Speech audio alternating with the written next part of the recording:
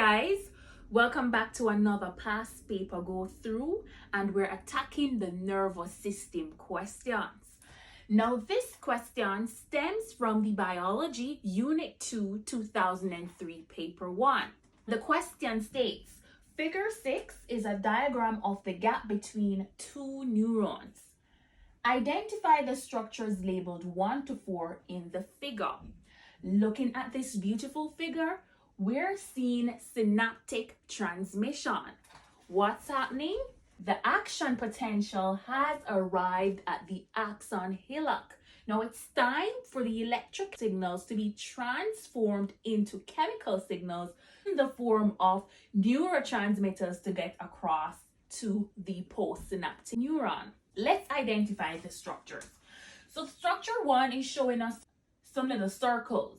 We call these synaptic vessels, and they contain the neurotransmitters. Figure 2 is showing us a membrane on this neuron. We call it the presynaptic membrane. Structure 3 is showing us a gap. We call this the synaptic cleft. And figure 4 is showing us a membrane on the corresponding neuron. We call this the postsynaptic membrane.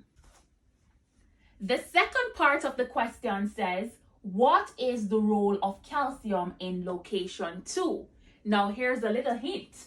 They're already telling us that calcium is in location 2. What is location 2 again? Location 2 is the presynaptic membrane.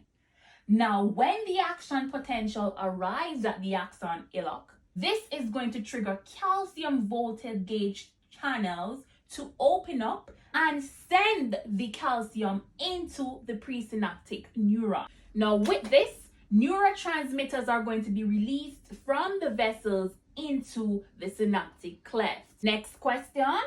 What is the role of the protein structures found on the surface of 4? Where is surface 4? Surface 4 is on the postsynaptic neuron. Recall, I just said that neurotransmitters are released from the presynaptic membrane into the synaptic cleft. Now, the purpose of these proteins on the postsynaptic membrane is to accept these neurotransmitters, allowing them to diffuse into this membrane, and this is the basis of the communication between the two neurons. And the last question, the degradation of the neurotransmitter substance after it has had its effect at the location 4 can be prevented by certain chemicals. Suggest effects on 1, the postsynaptic neuron, and 2, the ability of the presynaptic neuron to rebuild synaptic vesicles. Let's start with the postsynaptic neuron. Now, these chemicals, for example, drugs, they bind to the receptors on the postsynaptic membrane. And when they do so, they prevent the deactivation of these neurotransmitters and block their degradation. Moving on to the ability of the presynaptic neuron to rebuild synaptic vesicles, these chemicals, they interfere with the proteins that are responsible for the recycling of the synaptic vesicles.